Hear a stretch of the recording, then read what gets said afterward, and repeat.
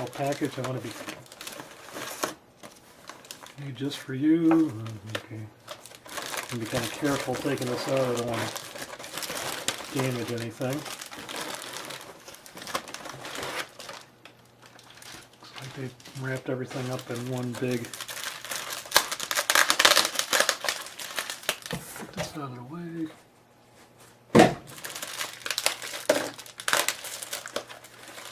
Alright, comes in little individual baggies, so let's see how this, and it's clear so it's hard to see.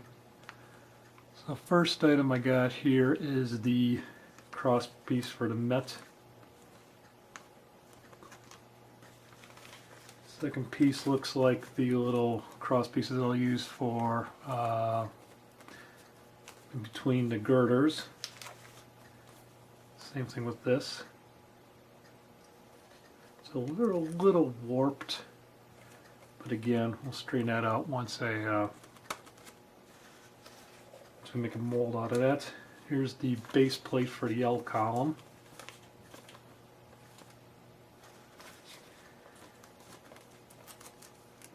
Filler piece for the L column. And the actual L column itself. Oops. Little breakage here.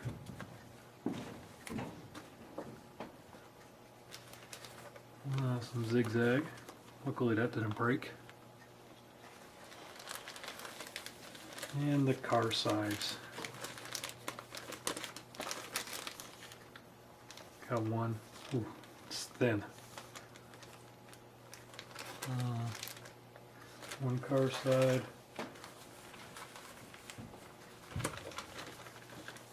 The rough.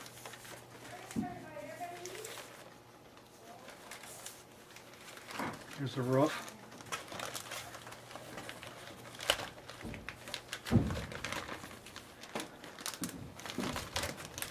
Another car side.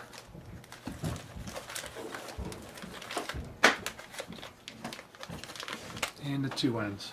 We'll take a look at this stuff in a few minutes. Okay, next up I got the car ends and the car sides. So here's the end to a baldy. And it's kind of, sorry for hitting the camera there. It's kind of hard to see some of the details since these parts are come out clear. Let me see if I can zoom in. As you can see, it does have that little bracket that holds the destination sign. I tried printing another end and they told me that that part was not printable, but I guess it did come out. So for this particular car, the two ends are exactly the same. The sides turn out pretty well. If you can see, it's got a pretty good warp there, but that's okay. I'm just making a flat casting out of this. The rivet detail is good. You can see there from a side view. The rivet detail is good. That's pretty good. The windows turn out good. They're very thin, so it'll be interesting to cast that. The other side, pretty much the same, except it's got the oval safety glass windows. Again, barely see the rivets, but they did turn out pretty good. And last up is the rough, which is that white strong fuzz. Well, it's kind of almost feels like sandpaper. So what I'll be doing is probably skim coating this with a coat of Bondo or glazing compound, kind of smooth out, because if you can see it, it does have kind of a rough surface. But again, the plan is, you know, ends go like that. You make a car end, or by putting together car. I don't know if you noticed, but while these are translucent, they are kind of covered in some type of like material that you have to clean off. So I'm going to go over that in a second. These do need to be cleaned. Okay, the parts come coated in some type of like waxing material. Now, if you can see, this part is the bracing, and it's got kind of like a white chalky appearance because that's how I've cleaned this. So you've got basically a couple different options. You need to use some kind of solvent to clean that stuff off. First off is just plain old nail polish remover, just acetone, but kind of expensive. So your next step could be to go with just regular old acetone, pretty cheap, $5 a can. what I've read online is this pretty wicked stuff called Bestine solvent and thinner for thinning or reducing rubber cement.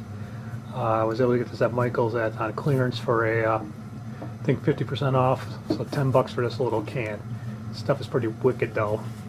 It smells horrible. So you use it, of course, in a well-vented room or not near your furnace like I do. So again, what that does, it kind of does leave kind of like a little almost white etch on the parts like this part has. Which, you know, I don't know, hopefully it's good for paint adhesion. So right now I'm going to go and take my parts I got and try a little bit of combination of the Bestine and the acetone, do some tests, see how they work out. Some people leave the parts soak for a while, you know, and they've tested how acetone, how long it would take to maybe dissolve one of the parts, and they left them for an hour and they did get flexible. Me, I only, you know, throw them in there, scrub them gently with a, you know, an old toothbrush, get them out, wash them off. I'm not going to leave them in there for hours. I just want to get in and get out, get them cleaned up, and get them out of the way. So let's get cleaning. Okay, we're back here with the parts after they've been cleaned and primed. So first, we're going to show this is the baldy side. As you can see, it's pretty thin, but it turned out pretty well. Let's see if I can get a close up here.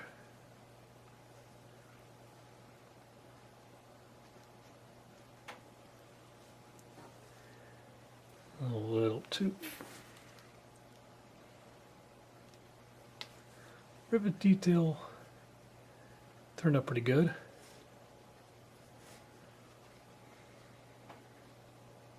So pretty thin window mullions there.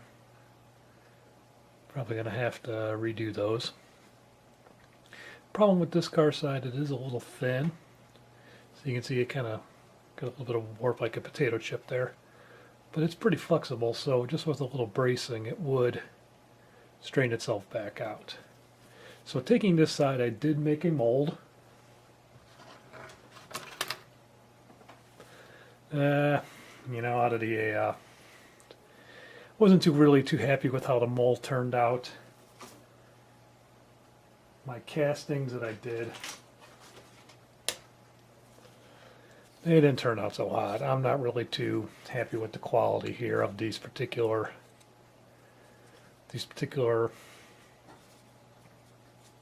molds. Let's say again, the warp is a little bit evident, but you can pretty much sand those down. But I just think using the car sides as printed from Shapeways are a little bit better. The roof has also been painted and sanded a few times. Got a pretty decent contour there. It's been a little bit sanded. Show the other end. So move this back a bit. Well, that turned out, you know, again, it's hollow on the inside. Kind of cut down on the weight, also the cost of printing. These sides, or these ends, excuse me, these are still unclean. So as you can see, when they're fresh out of Shapeways and uncleaned, they are completely transparent or translucent, whatever you want to call it. But they still need to be cleaned.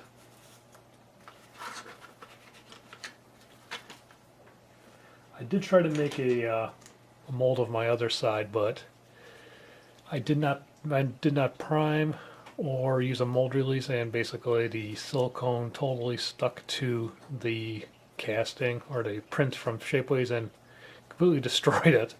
Kind of broke it into a bunch of little pieces here, so it was supposed to be like that. It just broke it into a million pieces.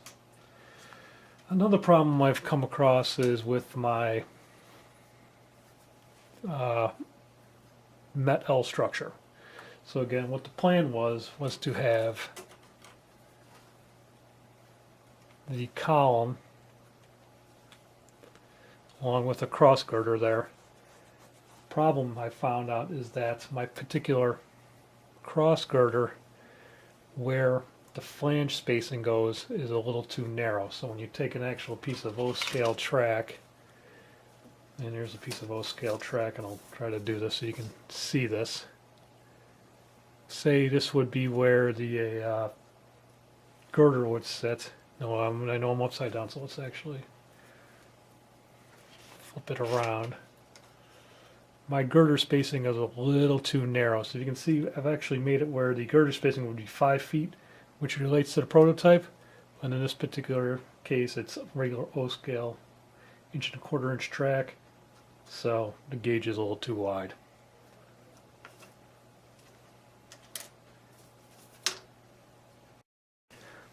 Here's a close-up view of the car side. This has been primed and sanded. You can see it's got a decent amount of rivet detail, and they are pretty readily apparent. This particular side is pretty thin. It's a scale 3 inches wide and O scale. The window mullions are 1 inch thick, and again, it's got a little bit of warp, but again, nothing that couldn't be taken out with a little bracing from the inside. I've also printed out Ravenswood style corner braces. 2 have been painted and a mold was made, and these 2 are just cleaned in the Bestine.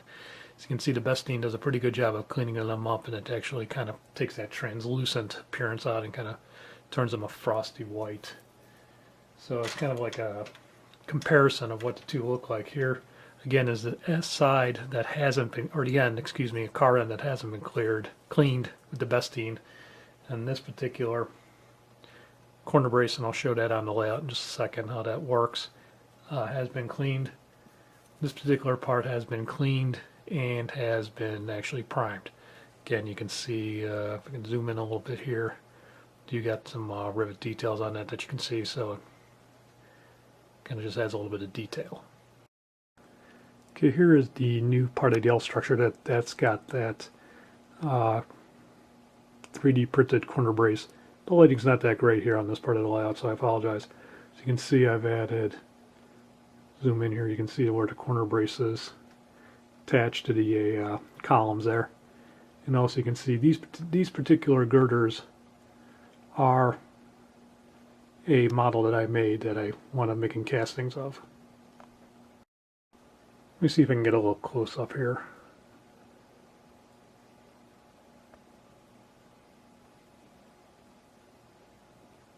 Kind of gives a little better view.